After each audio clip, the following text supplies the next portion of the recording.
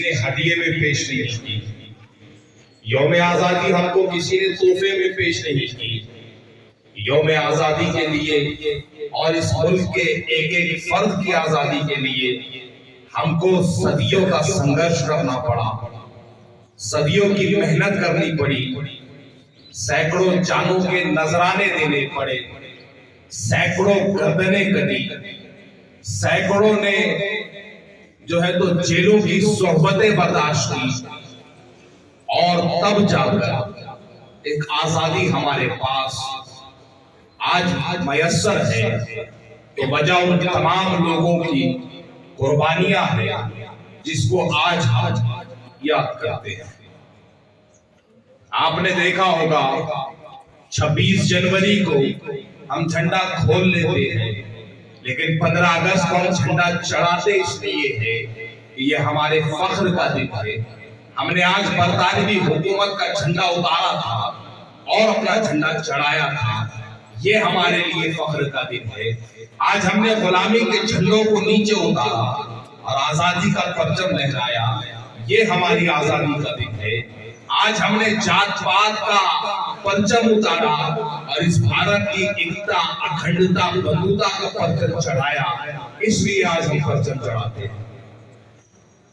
دنیا میں بڑے ممالک کے اندر بھارت کا نام آتا ہے، اور ان بڑے ممالک کے باوجود ایک مضبوط سنویدھان رکھنے والا، ایک مضبوط قانون رکھنے والا، ایک مضبوط نظام رکھنے والا یہ دیش ہندوستان ہے، جس کے پیچھے سینکڑوں جانیں گئی۔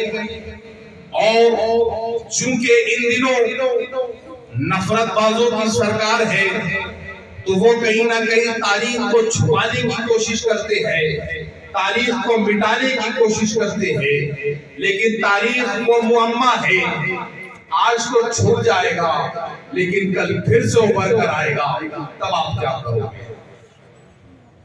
اس ملک کو آزاد کرانے میں جتنا لہو مسلمانوں کا بہا ہے شاید ہی کسی اور کا بہا ہوگا۔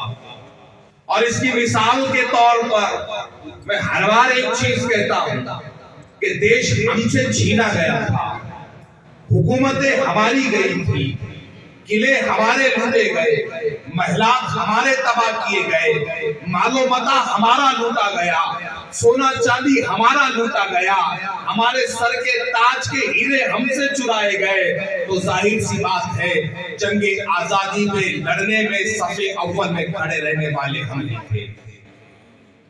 چاہے ساؤتھ انڈیا میں آپ دیکھیں تو ٹیپو سلطان رحمت اللہ علیہ کی شخصیت آپ کو نظر آتی ہے، نارتھ انڈیا میں اگر آپ دیکھیں تو بہادر شاہ ظفر جو ہے تو آزادی کے پروانوں کا نیترتو کرتے ہیں، قیادت کرتے ہیں۔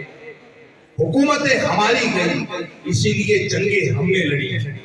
1857 ہم کو تاریخ بتائی جاتی ہے کہ جنگ آزادی کی شروعات 1857 میں ہوئی، ایسا بالکل نہیں ہوا۔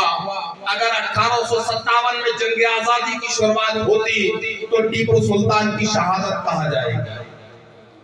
اگر جنگ آزادی کی شروعات 1857 میں ہوئی تو ان علماء اکرام کی شہادت کہا جائے گی جو 1857 سے پہلے اس ملک کو آزاد کرانے کے لیے اور اس ملک کی عوام کو اس بات کا احساس دلانے کے لیے چلی گئی کہ آپ انگریزوں کے چنگل میں ہو، آپ غلامی کا توق پہن چکے ہو۔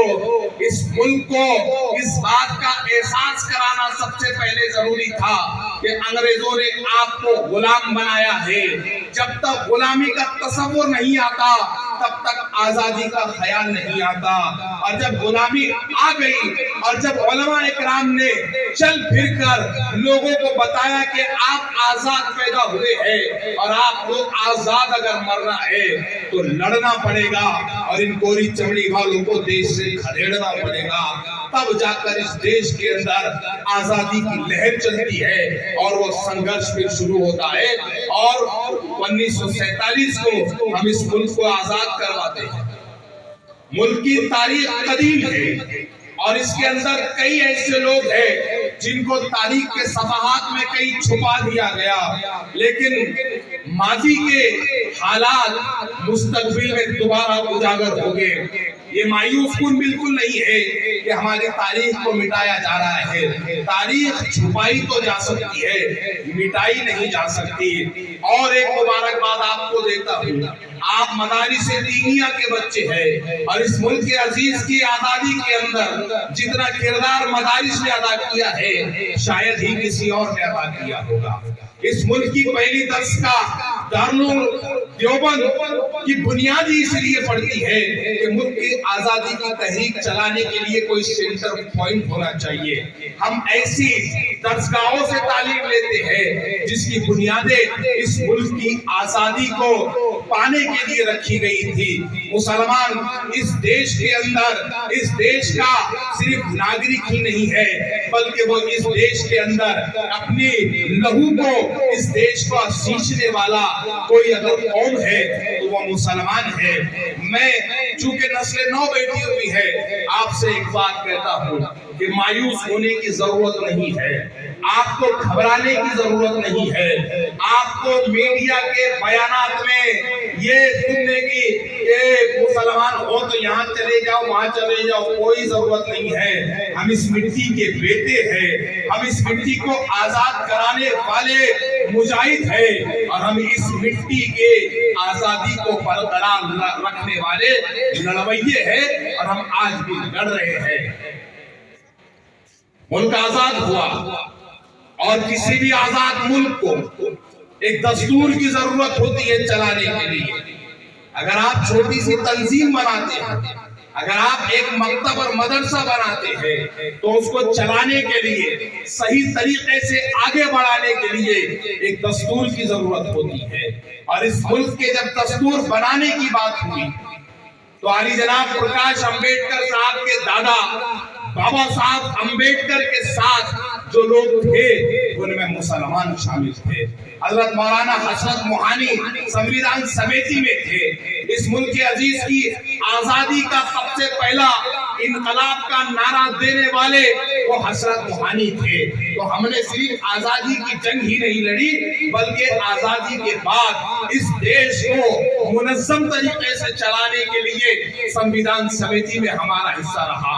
ہم نے سنویدھان سمیتی میں کام کیا، اور ہم جو ہے تو اس دیش کے وزیر تعلیم بھی رہے، یعنی کہ اس دیش کی بنیادوں کو مضبوط کرنے کے لیے مسلمانوں نے جتنی قربانیاں دی، جتنی صلاحیتیں لگوائی، شاید کسی اور نے لگائی ہوگی۔ تو اگر کل کو کوئی آپ کو یہ پوچھتا ہے کہ آپ بھارت میں ہے اور فلاں جگہ چلے جاؤ، تو اپنی اس تاریخ کو یاد رکھنا اور اس کو بتانا کہ یہ مٹی سے ہم پیدا ہوئے ہیں، اسی گلی کی ہے خاک سے، یہی خاک اپنی ملائے گا۔ اسی گلی کی ہے خاک سے، یہی خاک اپنی ملائیں گے۔ نہ بلائے آپ کے آئے ہیں، نہ نکالے آپ کے جائیں گے۔ اس بات کو یاد رکھنا ہے، آزادی کو برقرار رکھنے کی ذمہ داری ہماری ہے۔ جن لوگوں کے وقت میں آزادی لانے کے لیے لڑنے کی ذمہ داریاں آئی، انہوں نے اپنی ذمہ داریوں کو اپنی جان دے کر ادا کیا۔ ہمارے دور میں ہماری ذمہ داری آزادی کو بچانے کی ہے، تو ہمارا یہ حق بنتا ہے کہ ہمارے آباء و اجداد کے نقش قدم پر چلے اور اس ملک کی آزادی کو بنا کر بچا کر رکھے۔ اس ملک کی آزادی تب تک آزاد ہے جب تک اس ملک کا سنویدھان اس ملک پر نافذ ہے۔ تو ہماری کوشش یہ ہونی چاہیے کہ ہم سنویدھان کے ہت میں، سنویدھان کے سلسلے میں جاگرکتا مسلمانوں میں بھی پیدا کرے اور غیر مسلموں میں بھی پیدا کرے۔ یہ بنیادی باتیں ہیں۔ میں روایتی تقریریں کرنے کا عادی نہیں ہوں، وگرنہ 15 اگست ہو، 26 جنوری ہو، کچھ روایتی تقریریں ہوتی ہیں، وہ کرنے کا میں عادی نہیں ہوں۔ اسی لیے چند نکات میرے ذہن میں تھے، آپ کے ہوش و گزار کر دیا ہوں۔ مجھے خوشی اس بات کی ہے کہ میں اس مدرسے کو ترقیوں کی طرف دیکھ رہا ہوں۔ میں تب سے اس مدرسے میں آ رہا ہوں جب یہ زیر تعمیر تھا، اور آج الحمدللہ ثم الحمدللہ یہ ایک مکمل عمارت بن کر کھڑی ہے، اور اس کے نقشے بدلتے جا رہے ہیں، مسجد وسیع ہوئی ہے۔ میں مبارکباد دیتا ہوں اساتذہ اکرام کو، ناظم صاحب کو، تمام ذمہ داران کو کہ آپ کی محنتیں رنگ لا رہی ہے۔ اللہ آپ کو اسی طرح ترقیات سے نوازے، اسی طرح دینی درسگاہوں کو آگے بڑھائے، اور جس طرح اس ملک کی آزادی میں دینی درسگاہوں کا ہاتھ تھا، مجھے اس بات کا یقین ہے کہ اس ملک کی آزادی بچانے کے لیے بھی دینی درسگاہوں کا اتنا ہی ہاتھ ہوگا۔ بہت بہت شکریہ۔ وآخر دعوانا ان الحمدللہ رب العالمین۔